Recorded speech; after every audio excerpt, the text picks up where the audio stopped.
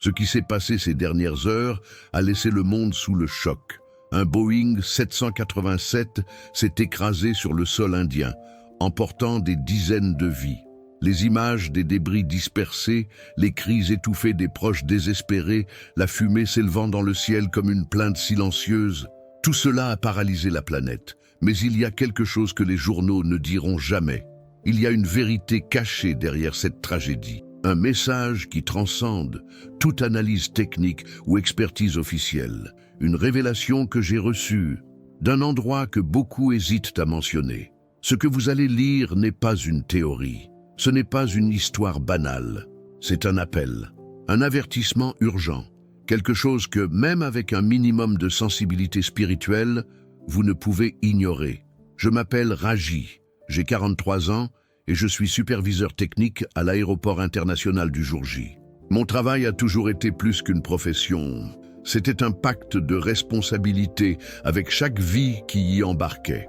Comprendre le fonctionnement d'un avion, ses codes, ses rouages, ses limites, telle a toujours été ma mission.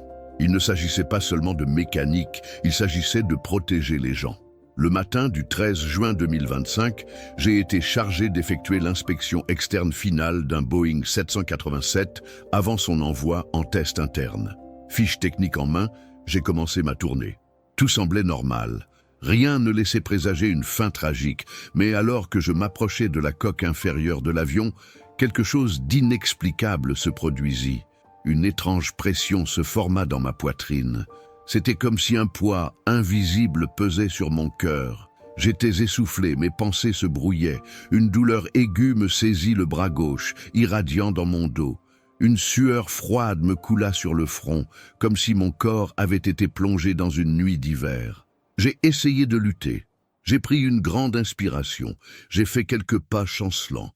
Mais le monde autour de moi a commencé à s'estomper. Les sons sont devenus étouffés. Les turbines, qui ronronnaient comme d'habitude, résonnaient maintenant comme un écho lointain. Mes jambes ont cédé. Mes mains ont glissé le long de l'échelle. Je suis tombé. Tout a basculé. Puis, le silence. Pas un silence ordinaire. Un silence profond, dense, presque sacré.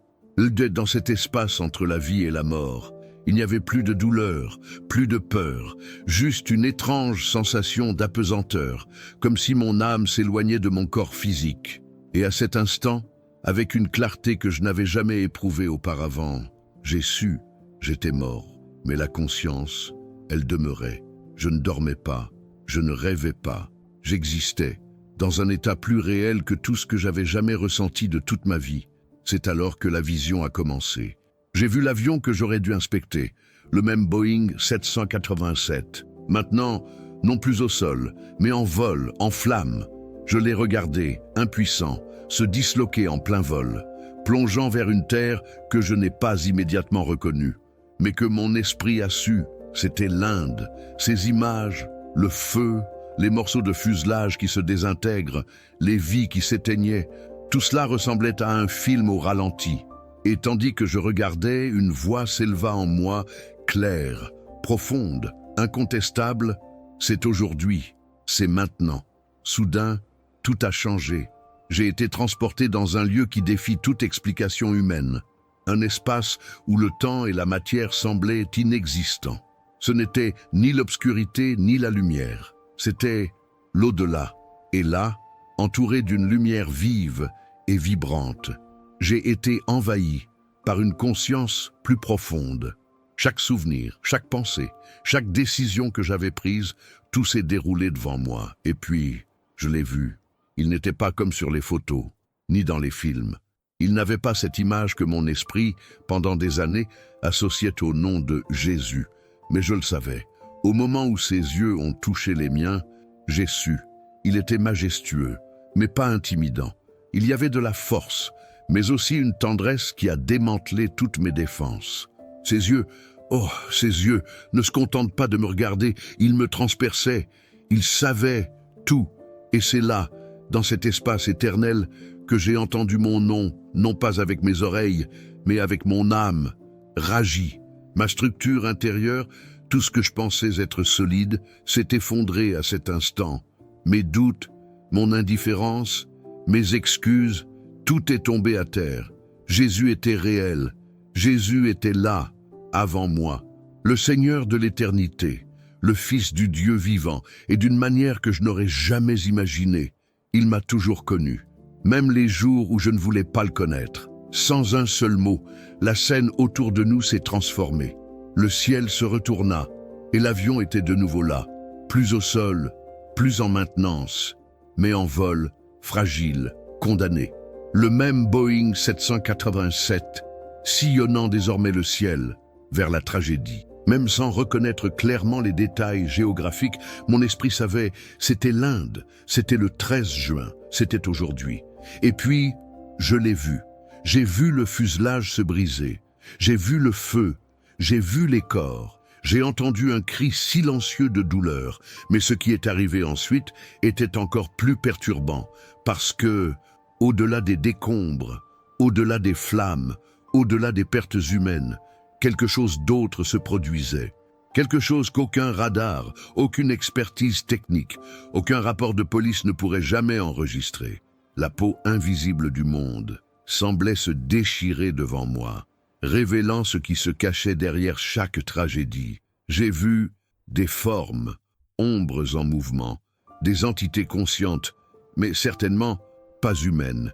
Ils n'observent pas seulement, ils agissaient. Ce dont j'ai été témoin à cet instant n'était que le début de ce qui allait m'être révélé. Et ce qui est arrivé ensuite était une vérité qui allait changer ma vie. Pour toujours, il n'était pas la cause directe de l'accident. Non, c'était des esprits, des entités obscures, attirés par l'écho des choix humains. Ce n'étaient pas eux qui avaient provoqué le crash, mais ils étaient là, se nourrissant de la douleur, intensifiant le désespoir, murmurant des pensées de peur et de confusion dans des esprits déjà fragiles. Ils flottaient, tels des ombres invisibles, multipliant une souffrance déjà immense. Mon instinct m'a poussé à regarder Jésus. Mon âme, sans défense, tremblait devant tout cela. J'avais envie de poser des questions, de crier, d'implorer des réponses, mais aucun mot ne sortait de ma bouche. Mon être était partagé entre perplexité et recueillement. Puis, sans que j'aie besoin de parler, sa voix m'a atteint. Ce n'était pas un son, c'était une vague, un courant, quelque chose qui envahissait tout mon être. Et ce qu'il a dit était gravé comme un fer rouge dans mon âme. Souvenez-vous, ce que vous avez vu n'était pas un simple accident. C'était le résultat d'une longue chaîne, de choix humains, d'omissions, d'insouciance. Ceci est la récolte de tout ce qui a été semé. Et sachez que le temps des avertissements touche à sa fin. Un frisson violent me parcourut l'esprit, suivi d'une chaleur qui semblait me brûler de l'intérieur. Je savais, avec une certitude plus profonde que tout raisonnement, que je ne retournerais pas dans mon corps sans avoir d'abord vu, sans avoir d'abord compris ce que peu sont autorisés à savoir. Ma mort n'était pas la fin, c'était le début d'une mission. Alors que la voix de Jésus s'éteignait, la lumière autour de moi semblait se condenser, tourbillonner, jusqu'à former une nouvelle vision. Je restais immobile. C'est le monde lui-même qui commença à se transformer autour de moi, comme si une force invisible me soulevait et me transportait. J'ai traversé l'espace, des océans, des continents, des fuseaux horaires, des cultures, tout cela en un clin d'œil. Soudain, j'étais là, suspendu, contemplant la planète vue d'en haut, comme si je flottais au-dessus d'une immense carte vivante. La scène commence à prendre forme. Et avec elle vint la certitude. Ma prochaine destination était les États-Unis. Non, ce n'était pas la condamnation d'un peuple tout entier. C'était une révélation brutale, un regard spirituel sur ce qui se cachait dans les coulisses du pouvoir mondial. J'ai vu Washington, D.C., mais pas la ville des photos touristiques, pas la ville des monuments et des bâtiments publics. Ce qu'on m'a montré, c'était le Washington des couloirs sans fenêtres, des salles souterraines, où les décisions se prennent à l'abri des regards. J'étais là, invisible, mais pleinement conscient. Dans une pièce silencieuse aux murs opaques et à une table en verre sombre, hommes et femmes discutaient. Leurs voix étaient polies, leurs gestes calculés, mais leurs paroles vides de vérité. Là, la démocratie et la liberté n'étaient que des façades. Derrière les discours, il y avait Une soif de pouvoir, de contrôle, de profit déguisé en sécurité internationale. Ils ont trinqué, ils ont souri, tandis que, à l'autre bout du monde, des corps brûlaient au milieu des débris d'un avion écrasé. Et j'en ai vu d'autres. J'ai vu comment les décisions prises dans cette pièce froide résonnaient comme des vagues, traversant les océans, les montagnes, atteignant les aéroports, influençant les lois, secouant des économies entières. J'ai vu des dirigeants de multinationales de l'aviation, des chefs d'industrie aérospatiale, se serrer la main, signer des contrats, ajuster les protocoles de sécurité, non pas dans le but de protéger des vies, mais dans le but d'augmenter les marges bénéficiaires. Les ingénieurs ont été réduits au silence. Les normes de sécurité ont été assouplies en catimini. Des pays entiers, comme le mien, ont été contraints d'accepter des conditions abusives sans pouvoir s'exprimer. Ce qui semblait purement technique était en fait profondément spirituel. Derrière chaque décision, chaque chiffre d'un rapport se cachait une influence invisible, une force obscure, une inspiration malveillante, un murmure qui poussait des hommes puissants à privilégier le profit à la vérité. Jésus, à mes côtés tout le temps, regardait tout avec tristesse mais sans colère. Puis il dit, avec une douleur qui transperça mon esprit, « Ici, c'est Babylone qui fait rage. Il n'a pas de visage unique, ce n'est pas une nation. C'est un esprit, un vent invisible qui souffle là où le cœur humain s'incline devant le pouvoir et rejette Dieu. Et à ce moment-là, j'ai compris. Il ne s'agissait pas de blâmer un pays, mais de reconnaître qu'il y avait une influence, une architecture spirituelle qui transformait les institutions, contaminait les décisions et répandait la cécité morale dans le monde entier. C'était un effondrement de la conscience collective. J'ai revu l'avion, j'ai vu l'aéroport, j'ai vu les pistes, apparemment silencieuses, mais sous la surface, comme une infection sous une peau saine, des entités rôdaient, des esprits de tromperie, murmurant, accélérant les processus, raccourcissant les délais, manipulant les décisions, sans fanfare, sans panique. Juste de petites concessions quotidiennes. Chaque décision semblait insignifiante, mais additionnée, elle devenait un terrain fertile pour une tragédie.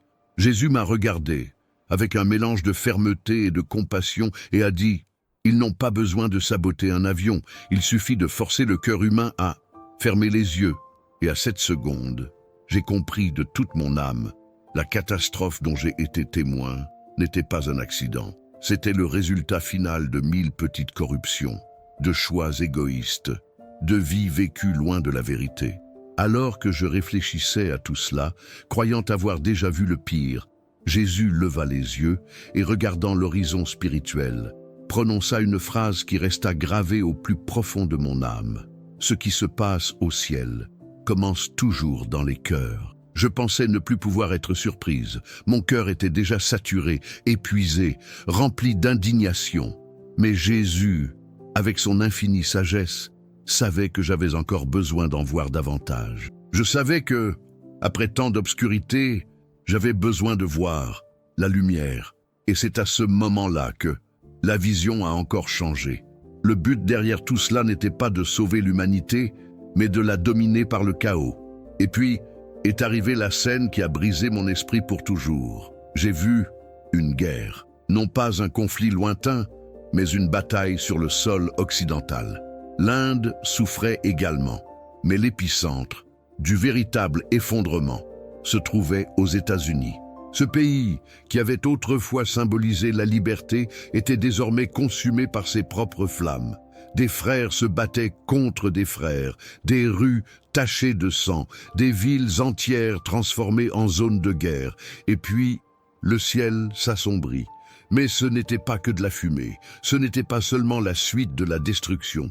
C'était quelque chose de plus profond, de plus lourd, une obscurité spirituelle descendant comme un voile, comme si l'humanité, par choix, avait ouvert les portes et invité l'obscurité à entrer. Je tremblais, mon cœur était brisé. D'une voix étranglée, je murmurais « Seigneur, est-ce la fin ?» Il ne répondit pas. Il fait juste un geste subtil. Et, soudain, tout changea autour de moi. Une nouvelle vision s'est ouverte à moi. Et, cette fois, il y avait de l'espoir. C'était le même territoire, les mêmes quartiers, les mêmes villes, mais quelque chose y était différent, très différent. Les rues étaient plus simples, mais animées. Les gens marchaient avec détermination. Les familles priaient ensemble. Les parents apprenaient à leurs enfants à distinguer le bien du mal, non par obligation, mais par amour. Les écoles, non seulement transmettent des informations, mais parlent d'intégrité, de caractère. Les églises étaient bondées, mais pas de spectateurs tièdes. C'étaient des temples remplis de cœurs éveillés, avides de vérité. Les pasteurs ne prêchent pas par peur, mais par amour ardent. Leurs paroles étaient tranchantes comme le feu, non pas pour blesser, mais pour guérir. Il y avait encore de la pauvreté, il y avait encore des difficultés, mais il y avait aussi du partage, de la dignité et une véritable fraternité qui naissait de la foi. Les jeunes cherchaient Dieu plus que la gloire. Les anciens ne se contentent pas de raconter des histoires, ils transmettent des héritages. Et les miracles, les miracles, ce n'étaient pas des spectacles en auditorium, mais des guérisons discrètes, silencieuses et puissantes. J'ai vu des tumeurs disparaître au cours d'une simple prière, dite dans une humble cuisine.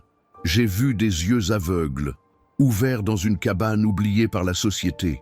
J'ai vu des familles entières, réconciliées par un seul regard, par une étreinte, par une prière retenue dans les larmes. J'ai vu des dirigeants, des hommes et des femmes, gouvernés non pas depuis des piédestaux, mais à genoux, avec des mains propres, avec un cœur soumis. Et puis, Jésus parla, avec cette voix que lui seul possède, un mélange parfait d'autorité et de tendresse. C'est l'avenir que je désire. Mais alors, ces paroles sont tombées sur moi comme un poids sacré, mais cela exige du repentir, cela exige du courage, cela exige des âmes prêtes à tout perdre pour ne pas me perdre. Je me suis tourné vers lui, avec des larmes coulant sur un visage que, à ce moment-là, j'ai à peine reconnu comme étant le mien, et je ne pouvais que demander « Est-il encore temps ?» Son regard devint grave, profond, chargé d'une éternelle solennité. Puis, de la voix la plus grave que j'ai jamais entendue, il répondit « La fenêtre se ferme, réagissez. Le choix doit être fait, maintenant. » Le retour dans mon corps a été brutal, comme retomber dans une coquille, trop étroite pour l'âme qui y résidait désormais. La douleur me frappa comme une avalanche. J'avais l'impression que ma poitrine était écrasée par des pierres. L'air était lourd, presque irrespirable. Des sons confus fusaient de toutes parts. Des voix criaient mon nom. Des mains me touchaient. Des aiguilles transperçaient la peau. Une équipe médicale essayait de me ramener à la vie. Mon nom résonnait dans les appareils. Mais, au fond, je cherchais seulement une voix, celle qui, quelques minutes auparavant, m'avait révélé le véritable état du monde. J'ai ouvert les yeux, et les lumières froides des urgences m'ont aveuglé avec une fausse luminosité, artificielle. J'étais revenu, mais rien en moi n'était plus pareil. Le médecin m'a expliqué « Vous avez subi un arrêt cardiaque, vous êtes resté cliniquement mort pendant environ 5 minutes. » 5 minutes, dit-il. Mais pour moi, ça avait été un voyage à travers l'éternité. J'avais marché à côté de celui qui est la vie elle-même. La catastrophe du Boeing 787 était désormais bien plus qu'un accident dans ma mémoire. C'était un cri prophétique, un écho d'avertissement, venu directement du cœur blessé de la terre, vers les cieux, ignoré par un monde distrait. Les jours suivants furent un mélange de récupération physique et d'effondrement émotionnel. Mon corps s'est peu à peu renforcé, mais en moi, une urgence grandissait. Un poids, un appel impossible à ignorer. Chaque heure passée à me taire était une torture. C'était comme trahir la lumière qui m'avait été confiée. L'esprit humain tente de le nier. Le scepticisme murmure qu'il ne s'agissait que d'une hallucination, d'une illusion de mort. Mais ce n'était pas le cas. Ce que j'ai vu, ce que j'ai entendu, ce que j'ai ressenti était plus réel que tout ce que j'avais vécu. D'abord, J'ai essayé de le dire à ma femme. Elle écoutait, silencieusement, avec attention. Mais, dans ses yeux, j'ai vu quelque chose de plus fort que la curiosité. J'ai vu de la peur. Non pas la peur de ce dont j'ai été témoin, mais la peur que l'homme qu'elle avait épousé devienne fou. Elle n'a rien dit, mais son regard disait tout. J'ai fait la même chose avec mes enfants, puis avec quelques collègues. Enfin, avec le pasteur de l'église du quartier. Certains faisaient semblant d'y croire. D'autres secouaient la tête, avec ce sourire poli de quelqu'un qui se contente d'être poli. Certains se signent même discrètement, comme si mes paroles étaient porteuses d'une sorte de contagion. C'est à ce moment-là que j'ai compris une dure vérité, qu'on n'apprend qu'en essayant. Tout le monde ne veut pas la vérité. Certains préfèrent le confort d'un monde prévisible, même si ce monde est au bord de la destruction. Parce que, écouter, vous oblige à choisir. Et choisir, c'est laisser l'indifférence derrière soi. Mais je ne pouvais plus me taire. Jésus me l'avait dit. Il m'a montré que le temps des avertissements était compté. L'humanité était littéralement au bord du gouffre. Le crash du Boeing 787, les larmes des familles, le ciel en flammes. Tout était un avertissement, une blessure exposée, un son de trompette spirituelle que peu étaient prêts à entendre. J'ai compris que le problème n'était pas un problème d'ingénierie, ce n'était pas seulement une défaillance technique. C'était une racine spirituelle, malade, contaminée par l'égoïsme, la corruption, les mensonges et un silence mortel. Alors, j'ai commencé à écrire. Chaque vision, chaque mot, chaque image a gravé dans mon âme, pas pour la gloire, pas par vanité, mais parce que quelque chose en moi m'a forcé. Tu dois parler. Je suis retourné à l'église. J'ai demandé au pasteur de m'adresser aux fidèles. Il m'a accordé 20 minutes. J'en ai pris 40. J'ai tout raconté. Ma mort, la rencontre avec Jésus, les deux visions du futur, la guerre spirituelle invisible mais dévastatrice qui nous entoure. Quand j'ai eu fini, la pièce était silencieuse. Certains pleuraient, d'autres regardaient fixement, sans réagir. Certains s'éloignaient, sceptiques, mais d'autres se rapprochent, les mains tremblantes. Une femme m'a dit « Mon cœur, c'est ce que tu as dit, est vrai, même si mon esprit a encore du mal à l'accepter. » Et c'est là que j'ai compris. Mon rôle n'était pas convaincu. C'était pour parler, obéir, truie. Le reste appartenait à Dieu. J'ai commencé à partager lors de petites réunions, à la maison, en classe, jusqu'au jour où j'ai enregistré une vidéo, simple, sans prétention, juste, avec sincérité. Et, à ma grande surprise, cette vidéo a commencé à se propager. Des gens, venant d'endroits où je n'étais jamais allé, ont commencé à m'écrire, disant que, après des années, ils avaient recommencé à prier. Certains ont avoué qu'ils étaient sur le point d'abandonner leur foi. Mais cette seule phrase, une seule phrase, avait réveillé quelque chose de latent en eux. Ce n'étaient pas des numéros, c'étaient des âmes. Et, pour chaque âme éveillée, les ténèbres reculent d'un pas de plus. Aujourd'hui, quand je marche dans les rues de ma ville, je porte encore cette urgence, brûlante en moi, comme au premier jour. Je ressens, presque comme un murmure continu, que d'autres signes viendront. Le prochain, peut-être, ne sera pas un avion. C'est peut-être une ville entière, une nation, une génération. Le temps est court. 2 chemins s'offrent encore à nous. Mais la fenêtre se ferme, lentement. Mais c'est le cas. Les âmes sont fatiguées, confuses, avides de sens. Et celui qui a vu, qui a vraiment vu, ne peut pas rester silencieux. Je ne suis pas un prophète, je ne suis pas un héros. Je ne suis qu'un homme qui est mort pendant 5 minutes. Mais pendant ces 5 minutes, Jésus m'a montré le cœur de ce monde. Et ce cœur est en train de défaillir, battre irrégulièrement, sur le point de s'arrêter. Mais quand même, il y a de l'espoir. Il y a encore la prière. Il y a encore des flammes qui brûlent. Et tant que j'aurai du souffle, je dirai à tout le monde, n'attendez pas la prochaine tragédie pour vous réveiller. L'éveil commence maintenant. le retour commence aujourd'hui. N'ayez pas peur de la vérité. Thème, vivre sans elle. Si vous avez lu jusqu'ici, sachez ceci. Ce n'était pas un accident. S'il vous plaît, avant de partir, laissez un commentaire avec le pays d'où vous nous écoutez. Parce que chaque mot, chaque prière, chaque décision compte. Et, ensemble, nous pouvons encore nous battre, tant qu'il y a du temps. C'est pourquoi nous voulons prier avec vous, intercéder pour votre nation, pour votre peuple, pour votre terre. Appelons ensemble un renouveau qui naîtra là-bas, tout près de vous, et qui se répand comme un feu sacré partout. Si ce n'est pas déjà fait, abonnez-vous à la chaîne dès maintenant et activez la cloche. Chaque jour, nous partageons des messages prophétiques, des visions et des témoignages authentiques qui ont ravivé la foi de milliers de personnes à travers le monde. Mais, surtout, ne gardez pas ce témoignage pour vous. Partagez. Partagez avec au moins 3 personnes que vous aimez. Que ce soit un ami, un membre de votre famille, quelqu'un de votre église, ou même cette personne qui, depuis longtemps, s'est éloignée de Dieu. Un simple geste de votre part peut raviver l'espoir, briser des chaînes invisibles et ramener une âme dans les bras du Père. Que le Seigneur vous bénisse, qu'il vous fortifie et qu'il vous conduise dans toute la vérité, aujourd'hui et pour toute l'éternité. Et rappelez-vous, vous n'avez pas entendu cela par hasard.